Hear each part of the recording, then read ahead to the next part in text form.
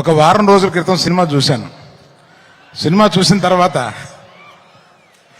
వారం రోజుల క్రితం సినిమా చూసి ఇంటికి వచ్చిన తర్వాత కాసేపటికి మా ఆవిడ నా దగ్గరికి వచ్చి, ఏంటి మొహం అలా వెలిగిపోతుంది అంది.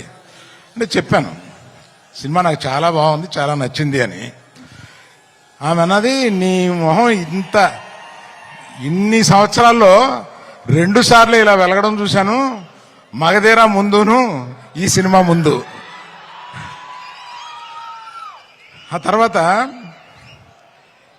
స్నేహకి బబితాకి నేను నా అవార్డ్స్ అప్రిసియేషన్స్ అన్నీ ఇచ్చేయాలి.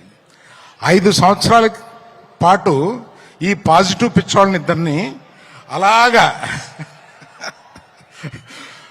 బన్నీ సుకుమార్ వినపడిందా అంటే అంత అబ్సెషన్ ఉంటే గాని ఇటువంటి సినిమా రాదేమోనని ఒక అప్రిసియేషన్ ఉంటుందండి. అందుకని నాకు అర్థమైంది.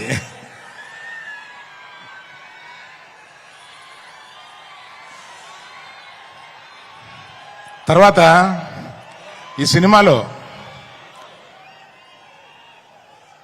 మా హీరోయిన్, అంటే మేము గీతా గోవిందంలో పరిచయం చేసిన హీరోయిన్ ఇవాళ ఆ రోజే చూపించేసింది తన టాలెంట్. ఆ తర్వాత ఈ సినిమాలో ఎంత బ్రహ్మాండంగా చేసిందంటే, మీరు పుష్ప 1 నథింగ్, ఈ పుష్ప 2లో ఆమె పెర్ఫార్మెన్స్ చూడండి, అంత బాగా చేసింది. శ్రీలీల వచ్చింది 10 నిమిషాలు 7 నిమిషాలు అయినా కూడా అసలు మామూలుగా లేదు. అది మీరు ఆల్రెడీ కొంత చూశారు. తర్వాత చిన్నప్పటి నుంచి నాకు తెలిసిన దేవిశ్రీ ప్రసాద్ 11-12 ఏళ్ల నుంచి నాకు తెలుసు.